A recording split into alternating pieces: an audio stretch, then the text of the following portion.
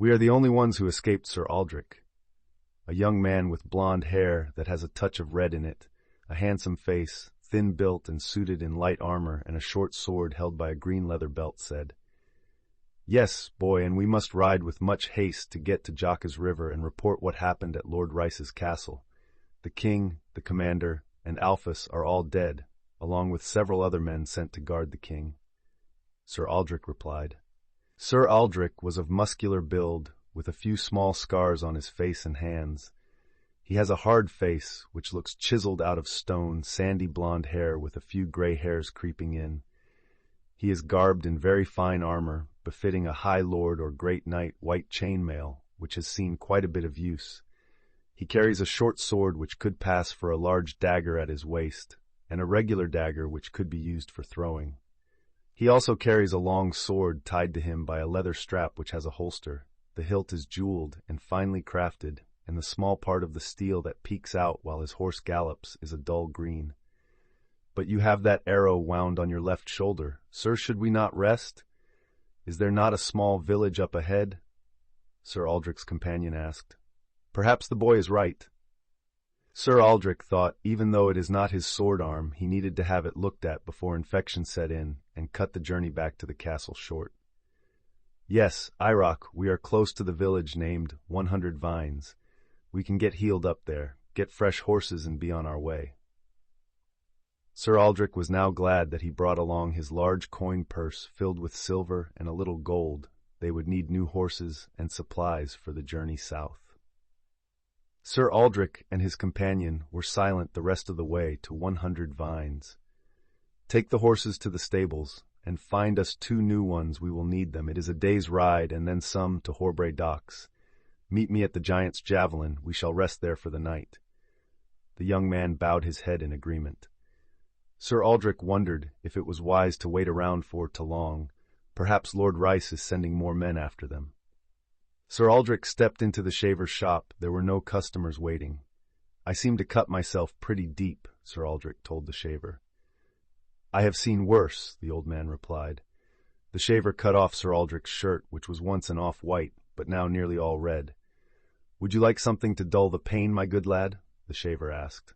"No," Sir Aldrich replied. Sir Aldrich felt the pain of every stitch the old man did and did not make a peep. The strong-smelling liquid he poured on the wound before stitching it up hurt more than the stitches. "Luckily, the wound did not smell, lad. If that were the case, I would have had to direct you to the undertaker instead of helping you myself." The shaver gave a yellow-toothed smile. "Thank you," Sir Aldrich replied and flipped the man a silver coin. "Now can I also get a close shave and a short haircut, please, my good man?" Sir Aldrich flipped another silver coin to the old man. After the old man finished, Aldrich knew he had to get himself some new clothes. He had no shirt to speak of, and a good portion of his pants had blood on them as well. His Kingsguard white armor was likely to draw unwanted attention as well. "Where can I get some new small clothes and some light armor?" Sir Aldrich asked the shaver. "The tailor is located 3 houses down, has a sign in front of his house with a red horse's head on it." The old man replied, "Thank you, old-timer." Sir Aldrich replied and flipped the old man another silver coin from his coin purse. "Come again," the old shaver replied with a large smile on his face. Sir Aldrich arrived at the house with the red horse painted out front and entered without knocking. There was a younger man sleeping in a rocking chair with a cat in his lap. "Ahem!" Sir Aldrich coughed. The young tailor woke up the cat jumping off his lap. "Oh, hello. Sorry we don't get too many customers. What can I do for you?" the tailor asked. Sir Aldrich replied, "I need 4 sets of underclothes, 2 larger to fit me, and 2 a bit smaller for my squire." "Oh, so you are a knight, my good sir, and you seem to have lost most of your clothes, it looks like, too," the young tailor replied. "Never mind that," Sir Aldrich replied. "Begging thy pardon, sir, I will get those clothes coming right up. Are you in need of any leather works as well, my lord? I have an assortment of fine leather tunics, sleeves, helms, long pants, gorgets, gloves, and nice fresh shoes if interested. Feel free to try them on while I look for some small clothes I believe would work for you." Sir Aldrich did have to admit there were some nice leather pieces hanging up. He tried on various items, and found a tunic and a pair of shoes much to his liking. After a while the tailor came out from behind his curtain. "Try these on, good sir." Sir Aldrich tried on the small clothes in a small dressing room the tailor had. They were a bit large on him, but that is the way he preferred them. "I will take all of them, and this fine leather tunic and this pair of shoes. How much am I into you for?" Sir Aldrich asked. "With the tunic that will be 18 silver altogether," the tailor replied. Sir Aldrich counted out 20 silver coins and placed them into the tailor's hand. He also gave him the armor he was previously wearing. Sir Aldrich looked the tailor in the eye and said, "If anyone asks, I wasn't here." "Yes, sir, and thank you, sir," the tailor replied. Sir Aldrich then made his way to the giant's javelin, and his young companion was already there waiting for him. "How are these horses, my lord?" Sir Aldrich's companion asked. "The horses are great, but I am no Lord Iroch, just as you are not yet a sir," Sir Aldrich said. "Yes, sir," Iroch replied. "Your finest room with your softest beds and a jug of dark mead for me and my friend here," Sir Aldrich told the barkeep. "We are also serving roast boar if you have any interest in that, my friend," the barkeep replied. "Absolutely," Sir Aldrich replied. "The largest portion you can spare off the loin for each of us." This was the first time that Sir Aldrich had seen Iroch smile since escaping Lord Rice's castle. They got settled into their rooms, and a bar wench brought them their meat and food. Sir Aldrich gave her a silver coin, a smile, and a smack on the ass. This made Iroch smile as well. The two of them finished off their whole plates and were both about 4 horns into the jug of mead. "Iroch," Sir Aldrich said, "I know you are upset about losing Lord Alfred. He was a great man, and I also feel the pain of losing a great friend." Sir Aldrich placed his sheathed velrite long sword beside him on the bed. "Yes, my lord, sir," Iroch replied. "Is that all you have to say about it, boy?" Sir Aldrich asked. "Well, no, sir, I actually wanted to ask you something," Iroch replied. "Speak freely, my boy," Sir Aldrich replied as he sat up in his bed. "When we were battling our way out, and as soon as the arrows stopped in the hall, I saw a man running into the king's chambers, and he had a sword like yours, only smaller." Sir Aldrich looked in amazement. "You mean a velrite blade?" "Yes, sir," Iroch replied.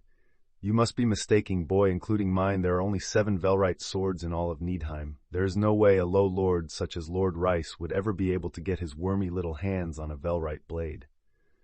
"I know what I saw," Iroch exclaimed. "It was a short sword, and I have seen your blade enough times to know it was for sure velrite."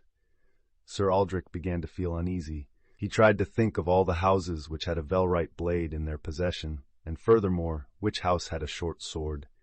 He knew then, if he can figure out whose sword it was, that he could figure out who the mastermind was in the assassination of King Oswald. "Tell me about yourself, lad. Where do you hail from, and what is your family name, and how did you end up becoming Lord Alphys Alfred's squire?" Sir Aldrich asked Iroch. "Well, my lord—" Iroch started out sheepishly. "Sir," Sir Aldrich interrupted. "Sorry, sir," Iroch stuttered.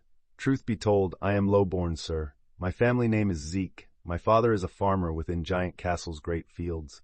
My mother sews flax for ship sails. I have 2 sisters who help my mother. We originally hailed from a small village called Falm, about a half-day's ride from Giant's Castle. We were lucky enough to live within the castle walls after a lord seen my father's field and how well his crops grew. I also was granted to the academy to learn how to use weaponry and to one day become a knight. I was definitely not the best sword for my age at the academy, but the teachers there appreciated my hard work. When Lord Alfred came inquiring about a new squire, some of the greater swords were recommended, but he chose me. Escorting the king to his sister's wedding was the first task I have done as a squire. It was supposed to be a simple escort, but then the atrocity at Rice Castle happened." Sir Aldrich finished off the last of the mead as Iroch slept. He laid in bed trying to remember who had a velrite short sword and why they would bring it to Lord Rice's castle. Finally, Oren Aldrich fell asleep. The sun peeked in through the window the next morning, and as Sir Aldrich wiped the sleep from his eyes, he began to breathe heavy and thought, "What if they are trying to blame the king's murder on me?" "Wake up," Sir Aldrich said to Iroch as he shook him. "Sir?" Iroch asked, rubbing his eyes. "Grab your things, we make for Jaka's River. Sir Aldrich grabbed his belongings. Sir Aldrich and Irock visited various stores before setting off and grabbed some bread, a jug of mead, some dried meat, some flint, a flagon of wine, and a large leather satchel to carry all the provisions in. Sir Aldrich looked into his coin purse to see what he had left for coin. 2 gold, 19 silver, and 22 coppers. 1 gold should get us a boat ride to Giant's Castle. Let's just hope we can beat whoever Lord Rice sent to spread the news. Sir Aldrich told the young squire. Why would Lord Rice send someone? Won't he be wanted for regicide, sir? Irock asked. No, lad, after several more glasses of mead and a little sleep, I realized if you saw a man with a Velrite sword, they planned to name me the murder. Irock's eyes widened as he gasped. I never thought of that. That is why we must arrive first and appeal to the king's younger brother before anyone else arrives to spread the lie. Without further delay, let us be on our way. Sir Aldrich and Irock rode all day and all night. They ate dried meat and quenched their thirst with mead and wine along the way. Finally, here we are, Irock, lad, the jock is now. If we follow the river north for a little while, we should reach Horbury docks. Sir Aldrich started telling Irock all about the great river. The Jockas was so wide you could not look all the way across to see the other side even on a clear day, but the water moved fast and headed straight south. The Jockas is the fastest mode of travel in all of Needheim. The river passes right by Giant's Castle, and most of the large cities are near the Jockas. That is why news travels so much faster south than it does north. That is also why I'm hoping we can still beat Lord Rice's messengers to Giant's Castle, even though we were delayed in 100 vines. Feed and water the horses, Irock, then we will continue on. I have to relive myself over by this tree. To much mead. Irock was letting the horses graze near the river when he heard a rumbling. All of a sudden, a man in armor came riding fast from the woods with another armored man by his side. They both spotted the horses, then spotted Irock. Although it was dark, Irock saw the sigil on the front rider's breastplate and noticed a harvester blade. He knew right then that they were Lord Rice's men. The riders were coming straight for him. The first rider took a swing with his long sword toward Irock. Irock dove and landed in the water. When he got to his feet, he noticed both men had dismounted their horses and were coming his way with their swords drawn. The first man charging was only a short distance away. Irock just pulled his sword from its scabbard. The armored man raised his sword to deliver a hard blow to Irock. But as he was at the top of his swing, Irock all of a sudden saw a green blade come straight out of the man's plate mail chest. The other man swung wildly at Sir Aldrich, missing every swing, as Sir Aldrich easily dodged them. Sir Aldrich countered the second armored man, put his sword up to block the heavy blow. But it was not enough. The Velrite long sword sliced through the man's forged metal, like it wasn't even there. The Velrite blade on the way down also sliced right through the front half of the man's plate helm, sliced his face into two, and cut down all the way through the plate mail chest the man was wearing. It was almost like the man was a piece of wood being chopped for firewood by an axe. Irock shook the water out of his ear and looked in amazement. He had seen men die before, but never in such a fashion. Help me search them and see if they are carrying a message for Giant's Castle. Sir Aldrich told the young squire. Irock checked the first man, while Sir Aldrich checked the man whose top half was nearly split in two. I have found nothing on this one, Sir Aldrich said. My lord, sir, look, there is a satchel on one of their horses' saddle. Irock replied as soon as he spotted the satchel. Irock ran to the horse and gently pet its mane, calming it down as he grabbed the leather satchel. Sir Aldrich, you may want to see this, Irock exclaimed. Sir Aldrich ran over and Irock opened the satchel. There were a few copper coins and a letter with a seal on it. Harvester blade, Sir Aldrich said. Are you going to open it? Irock asked. Can't see why not. Sir Aldrich replied. Sir Aldrich slit open the seal and read the letter out loud. Lord Erig Oswald, we regret to inform you of a regicide committed by one of King Oswald's own king's guard. Sir Oren Aldrich proved himself a traitor and murdered King Oswald along with Commander Vice Harwood and Lord Alphys Alfred. It seemed many of the men in King Oswald's company were also a part of this mutiny. The soldiers at Lord Rice's castle were able to suppress the uprising, but Sir Oren Aldrich and the former squire of Lord Alphys Alfred's managed to fight their way out of Rice Castle.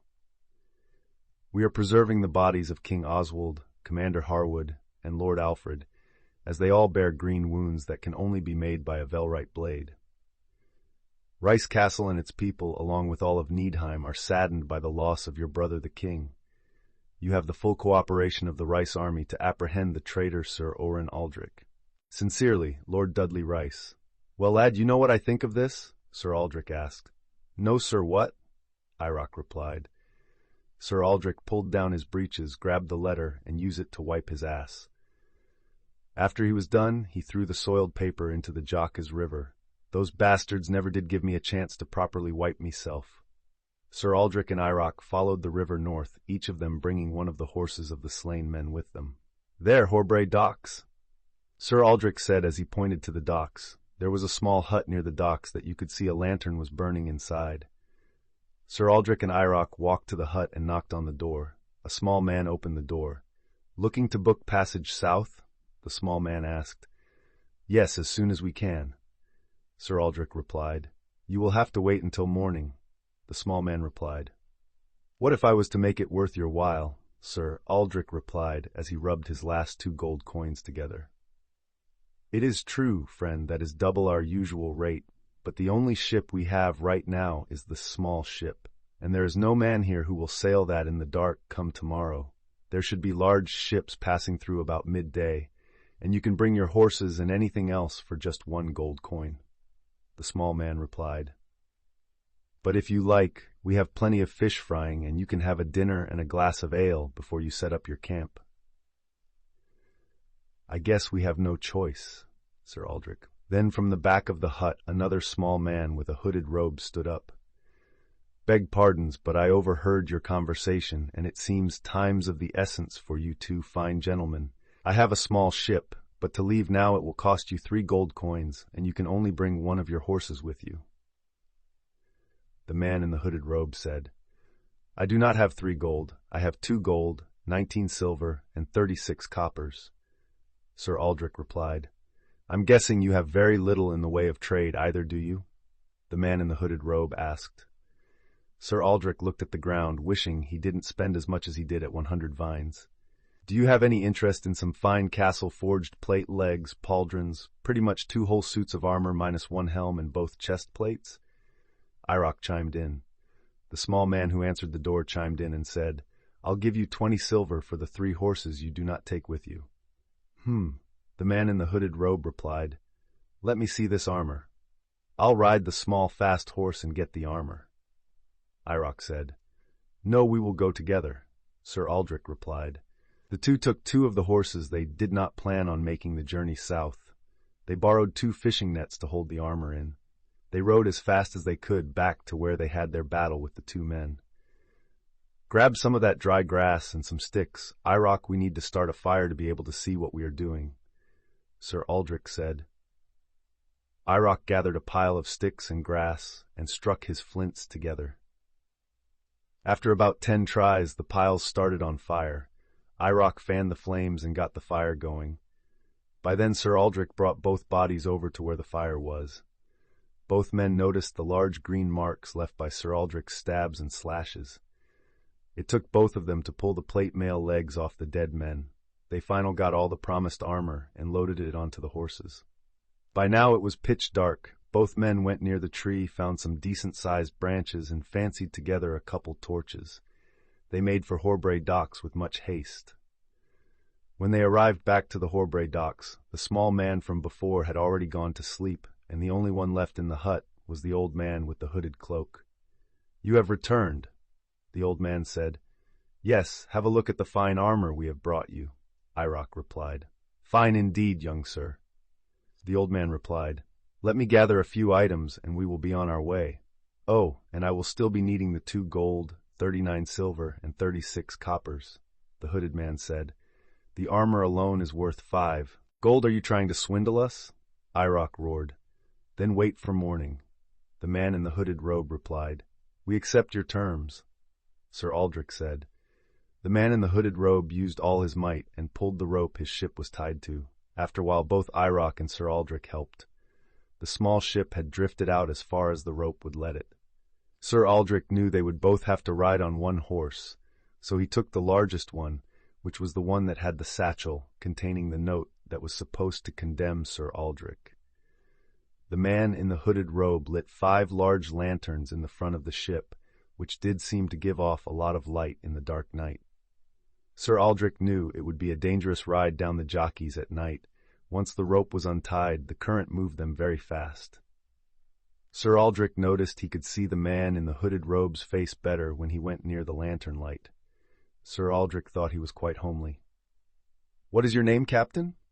Sir Aldrich asked. "You know, I've had so many names in the 50 years I have made a living traveling up and down the Jockus. I couldn't tell you my original name, but as of late people call me Old Man Jockus, or just Old Man for short." "We drank the flagon of wine we had riding to Horbray, but can I interest you in a horn of mead, old man?" Sir Aldrich asked. "No, but thank you, young man, I never drink while captaining a ship, especially at night," the old man replied. It was hard to sleep for Sir Aldrich and Iroc, so they ended up drinking the whole jug of mead and passing out. When Sir Aldrich woke, it was day. Iroc was still passed out. Sir Aldrich felt ill to his stomach. He ran to the side of the ship and lurched all he had in him. His lurching woke Iroc, who once awake ran to the side of the ship and lurched all he had as well. The two of them went to the water bucket, dropped it into the jockas, and drank. While the two of them were awake, the old man was still sleeping. Sir Aldrich went over and gave the old man a slight nudge with his foot. The old man awoke and sat up, his hood fell off his head, and Sir Aldrich realized he was far and away the ugliest person he had ever seen. He was covered in all sorts of different colored warts. His ears were extremely hairy, and long hairs hung from his nose. Looking at the old man made Sir Aldrich lean over the side of the boat and lurch again. Soon after Sir Aldrich lurched, Iroc lurched as well. "You two must be sick from the movement of the water," the old man said. "Yes, that must be what it is," Sir Aldrich replied.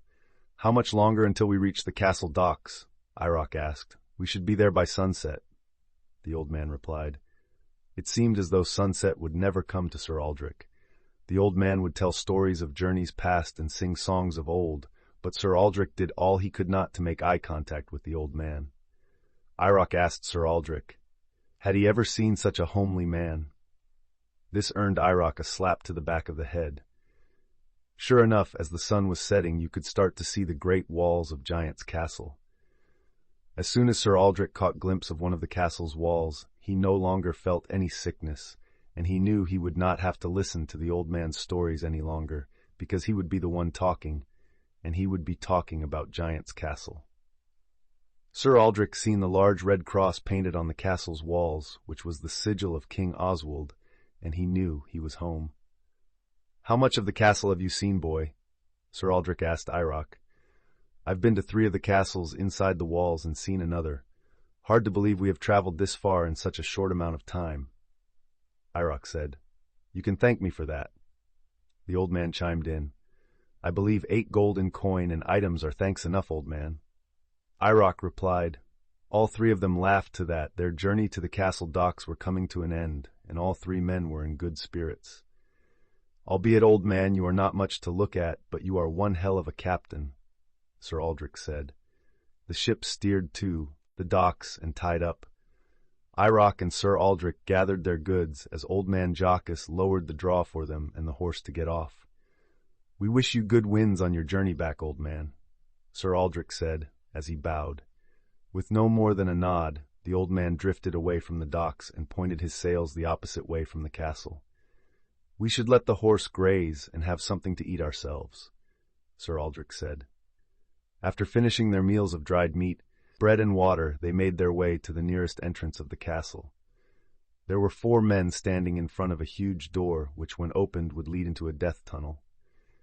"We seek entrance through the death tunnel," Sir Aldrich said to one of the guards with the red cross sigil on his armor.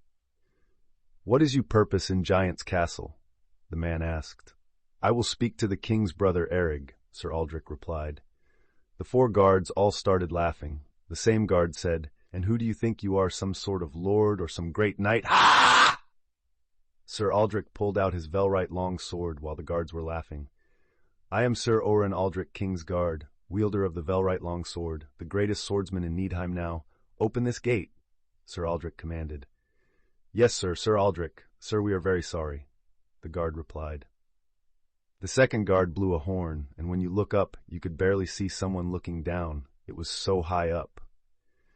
The third guard waved a large flag with the red cross sigil of the king. The door was slowly lifted, and the 4 guards bowed as Sir Aldrich and Iroch entered the death tunnel. Why do they call it a death tunnel, sir? Iroch asked. If an army managed to break down the first door, they must pass through this tunnel. And look up, my boy. You can see the large spears. They are connected to a crank that, when in use, rotate them rapidly, and they stab downward. Also, there are many holes that hot oil can be poured down. And finally, if that does not get you once the oil is poured, the tunnel can be set ablaze. Woe to any army that storms one of Giant's Castle's death tunnels. Sir Aldrich replied. What is the plan once we enter the castle, sir? Iroch asked. It is a 3 to 4 day ride to get to the center of the castle. I imagine the king's brother and his company have not yet returned from his sister's wedding, so one of the lords of the 7 castles will currently be in charge. Whoever is currently in charge will be in the king's castle, in the center of Giant's Castle. There is a military quarters just beyond the upcoming gate. Iroch, we will first stop by there, and I will request enough coin to get up to the king's castle comfortably. We can also get new horses and a fresh meal. Tonight, we will ride to the nearest inn and rest. We should be able to reach the first castle, which is Lord Willard Alfred's castle, within 2 days. We must stop there and give Lord Alfred's the news of his son's death. My father also stays within the Alfred's castle walls. I will speak to him and get his counsel. Sir Aldrich replied. Your father, sir? Iroch questioned. Yes, Iroch, did Lord Alfred never tell you of how he and I became knights? Sir Aldrich asked. No, sir, you see, I had not been Sir Alfred's squire for long. His other squire became deathly sick and died, and I was chosen to replace him. Though I did not know Lord Alfred for all that long, he always treated me with courtesy and patience, and never made me feel like a simple servant. I never felt low-born around him, even though I am, Iroch replied. Alphys was always that way, even when we were boys. I am also low-born. Our family is known far more for this sword which I wield, rather than our possession, land, coin, or how many men we commanded. I owe everything to Lord Alphys, and I will not see his death be in vain. Let me tell you more about the man you squired for Iroch. Lord Alphys was a dedicated son, friend, and father, his wife, Lana, and he had a baby boy just over a year ago. His father, Lord Willard Alfred, was the liege over a great portion of the northern country. Some of the greatest warriors ever came from the north, me included. Sir Aldrich said as he held his fist to his chest. Alphys was Lord Willard Alfred's youngest son. He lost one at the beginning of the Battle of the Blood Pirates. Another is still alive and is currently looking over the Alfred's ancestral castle in the north. His name is Alvert, and Lord Alfred's other son is Alvin, who resides at West Castle within Giant's Castle's walls. What happened to Lord Willard? Why is he not still at his ancestral castle? Has he died? Iroch asked. No. Boy, let me finish the story before you start asking a bunch of questions. Did Alphys not tell you anything? Lord Aldrich snapped back at Iroch. No, sir, like I said, I was only his squire for a short while. I was plucked from my school for no other reason than I am good with a bow and arrow. Honestly, I am not even in the top half of my class with a sword and shield. Iroch replied, Don't question yourself, Iroch. The gods look down on you with admiration. You and the greatest warrior in Needheim were the only ones to escape Rice Castle. Ah, there are the military quarters. Sir Aldrich and Iroch walked through the lifted gate of the death tunnel and straight over to the nearby military quarters. Hail, I am Sir Aldrich of the King's Guard. I request an advance on my stipend, please. Sir Aldrich pulled his sword from its scabbard and showed it to the man. The man working was sitting at a table and looked over his ledger and said, You can have 4 gold and 50 silver if you like. The fat man dug deep in his nose and let out a belch under his breath and blew it toward Iroch. I will take it all, and could you be any more of a foul slob? Remember you are talking to a King's Guard. Sir Aldrich scolded. Beg pardon, sir. The fat man handed Sir Aldrich the 4 gold pieces and counted 50 silver pieces and pushed that over the table to Sir Aldrich. Sir Aldrich took the coins and put them in his satchel. He gave the fat man a slight glare and began to walk away. He got 5 steps away, and Sir Aldrich and Irock heard a loud moist fart, followed by laughter from the guards. Sir Aldrich shook his head and just continued walking back to their horse. Sir Aldrich led the horse to the nearby stable and requested 2 fresh mounts. This officer was much more polite and got him the mounts with nothing more than a bow. Sir Aldrich also purchased a cheap bottle of wine from a street vendor. The 2 men mounted their fresh mounts and continued on. As I was saying, Sir Aldrich picked up where he left off. I am of the same age as Lord Alphys was, and though not highborn, my father was well known mostly because of this sword which I now possess, but also because he was a great warrior in his own right. Lord Willard permitted me to attend the same fighting school as Alphys. We were not only best of friends, we were also fiercest of rivals. We were inseparable when class would be over. Oftentimes we would train until dark with wooden swords. It was tougher for me, though. It was a 10-mile ride from the class to my father's holdfast. Oftentimes I would miss dinner, and my father almost pulled me out of the academy. I told Alphys that I could no longer stay late to practice, and he grabbed me by the arm and took me to his father immediately and demanded that I be allowed to stay at Alfred Castle. Lord Willard was obviously shocked, but he laughed and agreed. He also invited my father to come stay on the grounds as well. For 3 years we practiced and lived within Alfred Castle's walls, then things had changed. Alphys did not want to stay after to practice, and he was barely talking and was always sad. So finally I asked him what was wrong. Alphys replied, "The building of Giant's Castle is almost complete, and my father is sending me away to be trained there and spend the rest of my youth there as a ward to the king." I responded, "Why is that so bad? You are to see Giant's Castle, live in the castle, train in the castle. What greater honor could there be? I hear there are tournaments held there, once a fortnight. You could become a great knight, or even a king's guard like we always dreamed." Alphys replied, "But I won't know anyone." Then he stared at me and exclaimed, Maybe you can come we must talk to our fathers." Lord Willard Alfred always had a hard time telling Alphys no, so it didn't take much convincing, and luck have it, my father always had a hard time telling Lord Willard Alfred no. 3 months later, we started our trip south to the newly finished castle. Alphys and I soon realized all that extra practice we put in together really paid off. We were far ahead of our classmates. So far, in fact, that the headmaster of the academy promoted us within 2 months to be squires. Alphys squired for none other than Sir Vyse Harwood, who would later become commander of the King's Guard. I would squire for a more low-born knight in the service of House Harwood, Sir Landers Vickle. Sir Vickle was not as great of a knight as Sir Harwood, but he was never too busy to teach me the finer points of combat, such as a horse's temperament can mean life or death in a joust, or how heavy armor can cost you needed speed.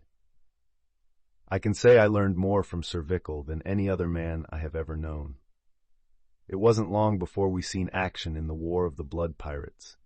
The pirate king, Velabolt, was ransacking every port and castle. Every time he would come further inland, he would be pushed back.